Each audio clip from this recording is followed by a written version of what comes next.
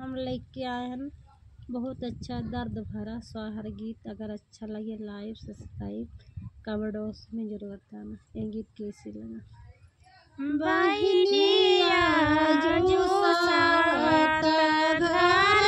सोहर नींदरिया नहीं आवे नींदरिया नहीं आवे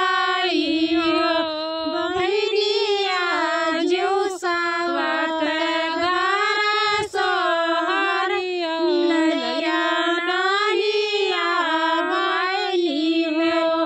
सासु देवाई देवता मनाई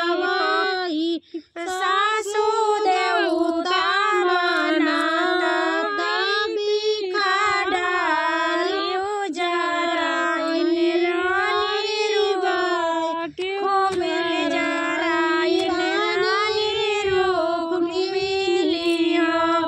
बहिनिया जो सावत घर सोहर नींदरिया नहीं आवे नींदरिया नहीं आवे हो